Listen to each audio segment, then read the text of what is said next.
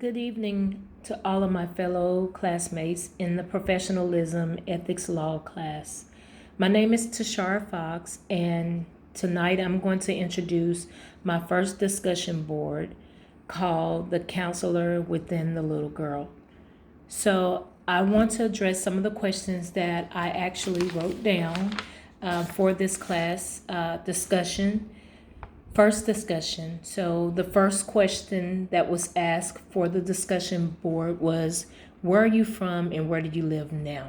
So I want to kind of read some of what I wrote down and just kind of address how I feel about it. So I live in a rural country area called Spring, Texas, which is a reminder location as to where I'm from, a country town called Texarkana, Arkansas, and Texarkana, Texas, which is on the state line of both states. I always wanted to live in a country area, so Spring, Texas kind of reminded me of that. I've been a Houstonian for the last 10 years, and we moved to Spring, Texas about 2 years ago. So I'm still very excited and love the setting, love the outdoors, love the pool, love everything about nature and self-caring. So, question 2. What helped you decide you wanted to pursue a career in counseling? So I just kind of want to explain, like, early on in my childhood, I've experienced a lot of trauma, a lot of crisis. It kind of forced me to grow up a little early, but those experiences, I've had resets from those experiences, and it wreaked havoc on my life so much. But I didn't let I kind of buried some of those experiences, but as soon as I got the opportunity to counsel others working within the mental health field of MHMRA as an entry level counselor, it really inspired me and intrigued me to really, it opened up the doors for me to take care of my own mental health. So in saying that, I just, it was just basically, it came to me as a natural because I've always been that go-to person, even with my family, friends, associates. It's like I knew how to problem solve a lot of different solutions, but I kind of kept a lot of things about me, not so much hidden from counseling, but I think some of the things that was hard for me to talk about, even within myself, I just kind of let that be where it was until I had to open up and I received my own psychiatrist, and I took care of my mental, physical, and emotional health. So to further on answer the questions, for question 3, it says, what helped you to decide you wanted to pursue a career in the master's degree in clinical mental health counseling, school counseling, or marriage counseling? That was kind of difficult to answer because I think I wear a lot of hats, and I think I'm a variety of each one of these titles. But I think the one that resonates with me the most is the clinical mental health counseling. So I just kind of want to read some of the things that I wrote down for that. I just basically said, once opportunity knocked at the door for the job that I received within the mental health field with MHMRA, it wasn't a job to me. It was more like a calling. So it seems like the more each one that I helped and I assisted, and I was able to go out and serve the needs of a lot of mental health clients, situations where they really needed assistance. They needed counseling services. They needed to vent. They needed resources. I was able to really reach deep within and was eager to get that help. I wore a lot of capes. I guess that's the best way I can explain it. I wore a lot of capes, and I became overwhelmed, but at the same time, it was a positive overwhelmingness. So I think I got compassion fatigue. I want to explain it that way, but I think it really explained a lot as far as what I was passionate about helping people, making a difference in their life, and really wanting to find the answers to, problem solve what they were going through.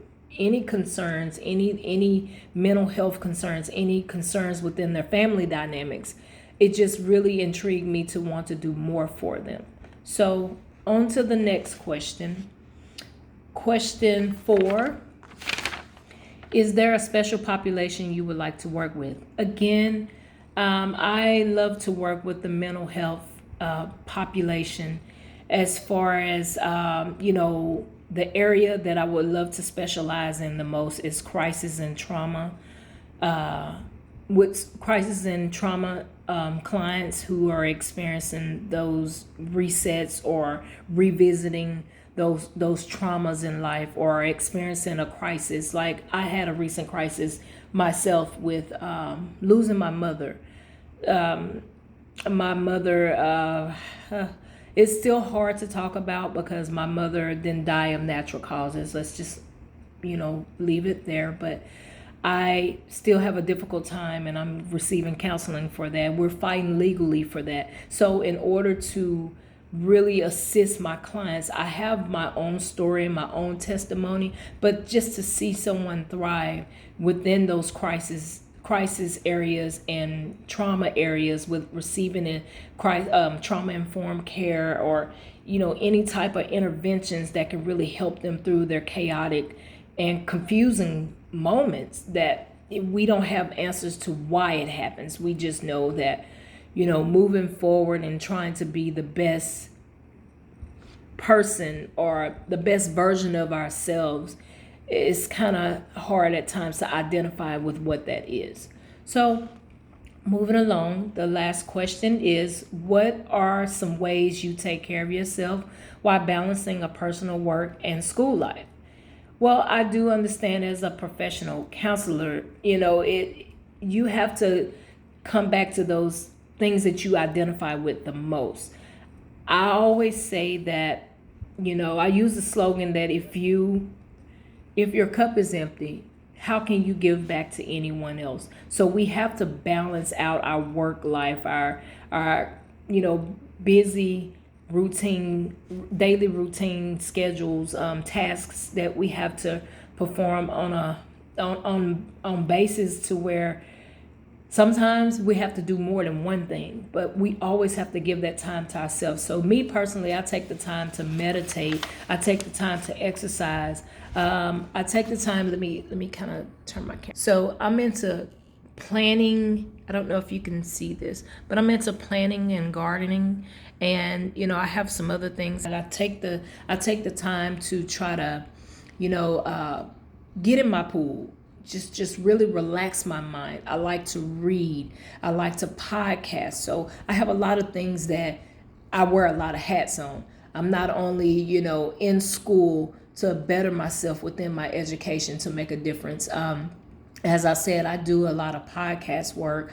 I do a lot of, just being a mother to 3 adult children. I'm still experiencing my own crisis. So again, I have to take that time out to balance my mind and find my focus and go to my safe space, to where, I know that if I can't talk to someone, I can get that spirit off of me, that energy off of me. So I have to balance my chakras by doing a lot of different, like I said, again, I do a lot of meditation methods. It's a lot of things that I get myself involved in to make myself feel better, in order to be able to counsel, in order to be able to, give advice, provide resources, and just giving myself back to many multitudes of